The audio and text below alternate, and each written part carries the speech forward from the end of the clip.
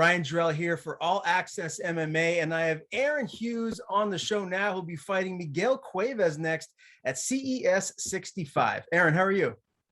I'm doing really well, man. How are you doing? I'm doing very well, and I'm excited to see you back in the cage. Quick turnaround fight, your last one for NEF against Jacob. We'll dive into that here shortly, but first, just tell me how camp has been thus far. The big fight night for CES will be here before you know it. Yeah, camp has been going great, man. I'm super excited for this card. Seems like every time I check social media, there's another crazy fight that's announced for this card. So I'm super excited to be able to go out there and showcase my skills in front of all this world-class talent. So yeah, and CES is such a monster promotion, and it's being headlined by someone that you know pretty well, a training partner of yours, although he's a little bit bigger. I'm sure you guys don't get a whole lot of working specifically together, but of course, I'm talking about the Mad Titan, Jorgen De Castro. How's he looking thus far in camp? looking like a beast, man. Looking like a beast, training hard every day, putting in the work. So tell me, as far as this camp goes, any new wrinkles? I mean, sometimes I talk to fighters they're bringing in new training partners. Has that been the case at Regiment, or have you had pretty much the same guys that you normally go with? Honestly, pretty much the same guys. I do like go up to Lozon's on Saturdays and get some sparring in. But it's kind of just like the same team, but guys from here will come into Regiment, guys from Regiment will go here. So it's just like a circle of guys from New England who are just consistently training together.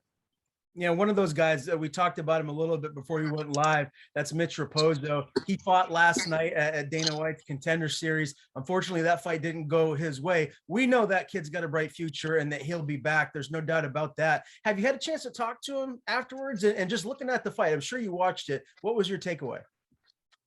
I have not texted him yet, just because losses suck, man. And I've known Mitch for a long time, like probably like 8-9 years, and he's his own biggest critic. So I don't want to text him and hash up old wounds. I thought he looked really, really great. Honestly, definitely, clearly won the first round 10-9. Made a small technical mistake and ended up getting caught in a submission. But that's fighting, man. Like, you can win for 4 minutes and 58 seconds of a fight and get caught in the last 2 seconds. So it is what it is. I haven't talked to him yet, but I hope he's not too discouraged. He's a fucking savage, and kid has taught me so much about fighting and the mindset of fighting that he'll be back, man. I know for a fact. He seems like one of them guys too that once he comes back into the gym after suffering a setback, you're going to get maybe an angry, motivated training partner to push you. Do you think that you're going to have that type of guy in camp leading up to the CES fight for you? Yeah, I mean, I hope he's back in the gym as soon as possible. I hope he doesn't beat me up too bad, but I definitely can't wait to have him back. Yeah, no doubt. Now, as far as everything outside of camp going, how has that been thus far? I mean, how is that balance between work and training? It's tough, man, honestly. For my last fight, that was the first time that I've never worked like before a fight. So I took 10 weeks and just trained consistently. Best I've ever felt. So I actually just quit my job. My last day is Friday. I'm going all in on this, man. Like without risk, there's no reward. So I'm going to be training multiple times a day, 3 times a day, taking my diet very serious. So when I'm 35, I don't want to say what if, so I'm going to put all the marbles in one pan and I'm going for it. So are you going to be able to sustain just living with sponsorships? How is that going to all balance out?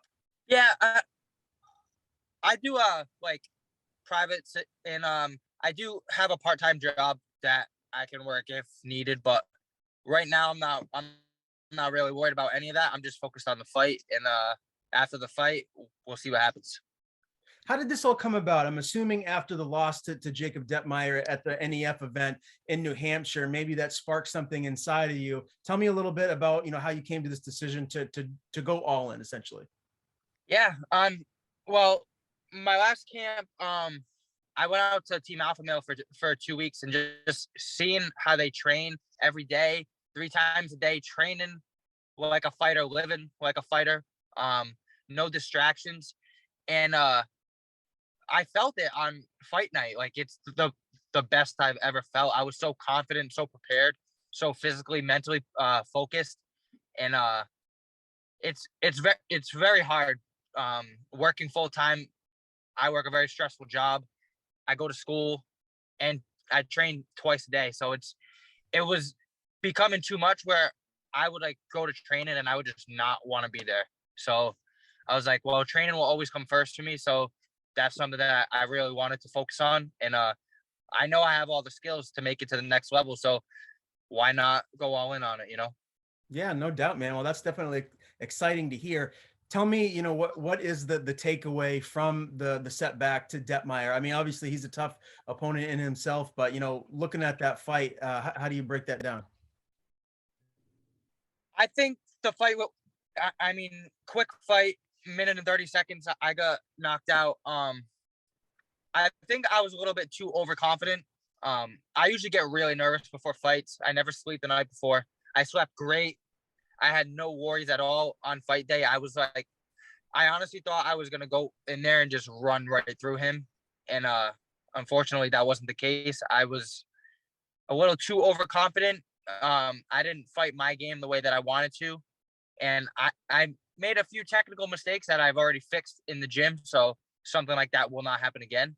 And man, it's a fight game. Like I said before, I was 100% prepared physically, mentally, emotionally, spiritually, and I ate right for 10 weeks, didn't cheat on my diet not one time.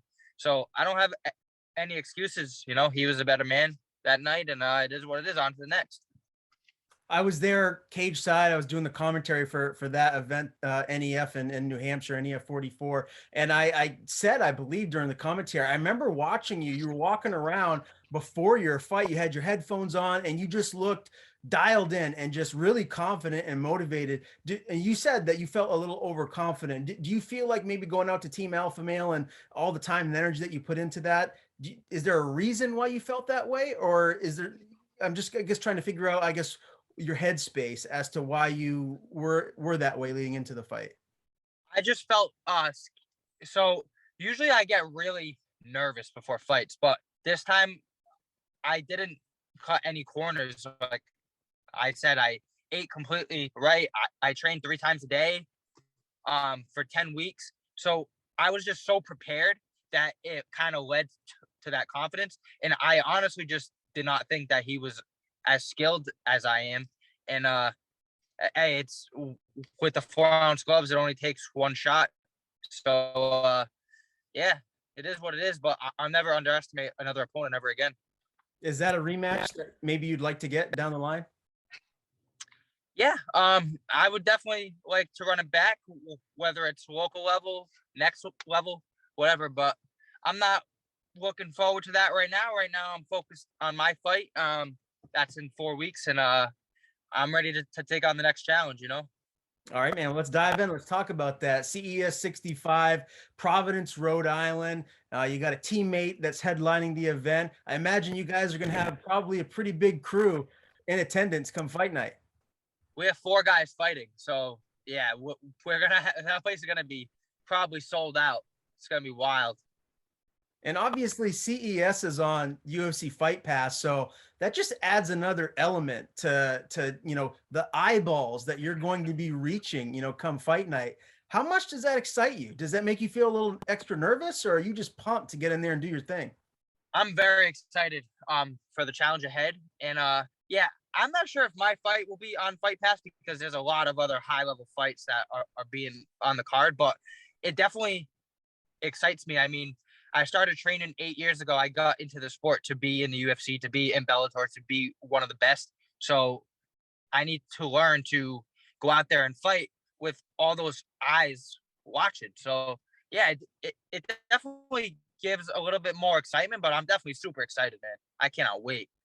How far is the venue in Providence from where you live, and what will be like your, I guess, timeline as to when you travel? And are you going to get down there a couple of days early? Just run me through your whole game plan. no, I only live 20 minutes away, so I'm just gonna drive. I'm just gonna drive there and drive back. I get to sleep in my own bed on fight night or on weigh-in night, you know. So yeah, I don't have to worry about none of that. Man, you're lucky. I live way the heck up in Bangor, Maine, so I'm in the Willy Wax. I gotta always drive to wherever I want to go, regardless of where the promotion is holding the event. All right, Miguel Cuevas, you guys have the same record. He's 1-1. He has an RNC loss at CES 63. Prior to that, round 1 TKO at Reality Fighting. How do you like this matchup for yourself? What kind of a fighter is he? What kind of a fight do you think he's going to bring to you come fight night? I think it's a very good fight. Skill wise, I think we both match up very well. He's a striker. I'm a striker. I'm very confident on the ground. He's got a bunch of submission wins as an amateur. I definitely really looking forward to the matchup. I know he's a southpaw. And honestly, he's just an all around cool dude. I'm wearing his shirt right now, Team Cuevas, you know. I said I'm Team Cuevas, but not for this one, you know? So, yeah, it's no animosity. I'm just going to go out there, fight my fight, and I'm just going to go out there and have fun, man. So there really is to it. Geez, it seems like maybe you guys can train together afterwards and maybe become friends. Is that something that's in the cards? Yeah, he actually trains and knows a bunch of people that I'm friends with. So I'm sure it'll end up happening. I'm actually kind of surprised it hasn't happened yet, but I'm sure we'll end up training together. All right, very cool. What's your official prediction? How do you get your hand raised? I'm not sure how. I might come out and just pull guard and do a little bit of butt scooting real quick. Who knows? I don't know how the fight's going to end, but I just know that I will be victorious. Whether it's on the feet, on the ground, I'm going to be too much everywhere, and I'm just ready to go. Now you said that you're going to try and stay active as much as possible so you can get to that next level. When can we expect to see you back in the cage soon? And you know, are you talking to any other promotions for an upcoming event like CES or NEF? I don't really look into future fights too much because it's a fight. I could go in there, break my leg, break my arm, or get hurt and be out for a while. So currently, not really. I'm just focused on this fight, and depending how I perform, maybe I'll have a quick turnaround in December or January, or maybe I'll take a couple months. Guess we'll have to wait and see. All right, very good. Well, Aaron Hughes will meet Miguel Cuevas at CES 65, and it's right around the corner in Providence, Rhode Island. Always a pleasure talking to you, my man. Before I let you go, I want to give you the floor. Tell people where to follow you on social media, and if you have anyone to thank, the floor is yours.